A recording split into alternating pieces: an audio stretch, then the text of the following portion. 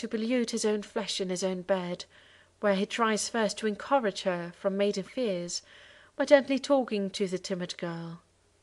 He chanced to call her daughter, as a name best suited to her age, and she in turn, endearing, called him father, so no names might be omitted to complete their guilt.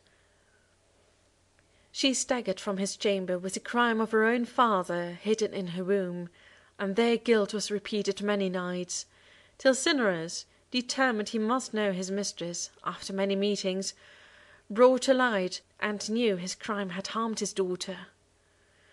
Speechless in shame, he drew forth his bright sword out from the scabbard where it hung near by, but frightened Myrrha fled, and so escaped death in the shadows of dark night. Groping her pathless way at random through the fields, she left Arabia, famed for spreading palms, and wandered through Panchaean lands, until after 9 months of aimless wandering days, she rested in Sabea, for she could not hold the burden she had borne so long.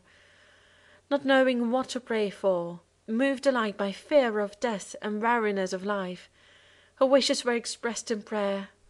O gods, if you will listen to my prayer, I do not shun a dreadful punishment deserved, but now, because my life offends the living, and dying I offend the dead, drive me from both conditions, change me, and refuse my flesh both life and death.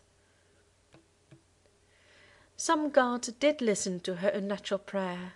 Her last petition had answering gods, for even as she prayed, the earth closed over her legs, roots grew out, and, stretching forth obliquely from her nails, gave strong support to her up-growing trunk.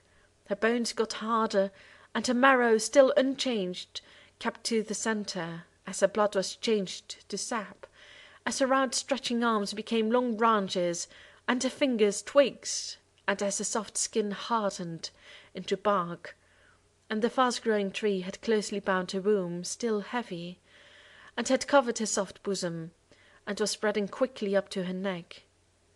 She cannot endure the strain, and sinking down into the rising wood, her whole face soon was hidden in the bark.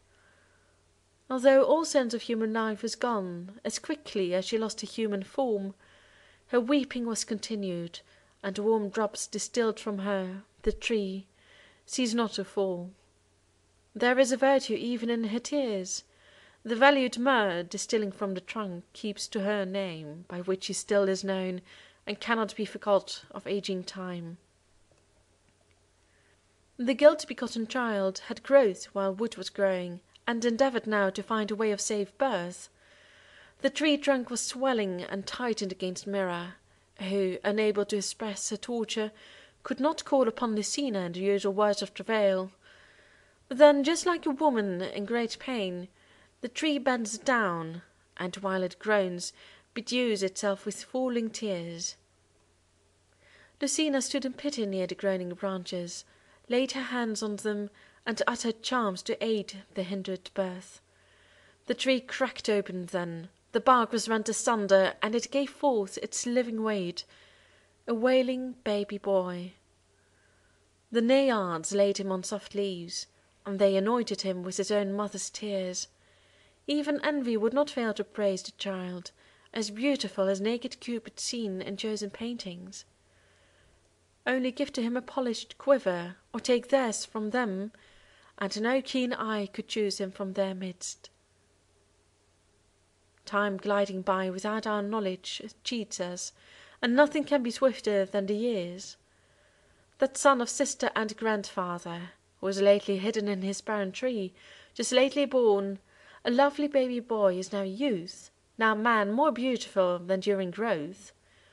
He wins the love of Venus, and so avenges his own mother's passion. For while the goddess' son, with quiver held on the shoulder, once was kissing his loved mother, it chanced unwittingly he grazed her breast with a projecting arrow. Instantly the wounded goddess pushed her son away, but the scratch had pierced her deeper than she thought, and even Venus was at first deceived. Delighted with the beauty of the youth, she does not think of her Cytherean shores, and does not care for Paphos, which is girthed by the deep sea, nor Cnidos, haunts of fish, nor amateurs far famed for precious ores. Venus, neglecting heaven, prefers Adonis to heaven, and so she holds close to his ways as his companion, and forgets to rest at noonday in the shade, neglecting care of his sweet beauty. She goes through the woods and over mountain ridges and wild fields, rocky and thorn-set, bare to her white knees after Diana's manner, and she cheers the hounds, intent to hunt for harmless prey, such as the leaping hare or the wild stag, high crowned with branching antlers, or the doe. She keeps away from fierce wild boars, away from ravenous wolves, and she avoids the bears of frightful claws, and lions glutted with the blood of slaughtered cattle. She warns you, Adonis, to beware and fear them, if her fears for you were only heeded. Oh, be brave, she says, against those timid animals which fly from you. But courage is not safe against the bold. Dear boy, do not be rash. Do not attack the wild beasts, which are armed by nature, lest your glory may cost me great sorrow. Neither youth nor beauty nor the deeds which have moved Venus have effect on lions, bristling boars, and on the eyes and tempers of wild beasts. Boars have the force of lightning in their curved tusks, and the rage of tawny lions is unlimited. I fear and hate them all. When he inquires the reason, she says, I will tell it.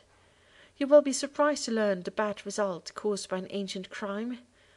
But I am weary with unaccustomed toil. And see, a public convenient offers a delightful shade, and this lawn gives a good couch. Let us rest ourselves here on the grass. So saying, she reclined upon the turf, and, pillowing her head against his breast, and mingling kisses with her words, she told him the following tale. End of Book 10, Part 2.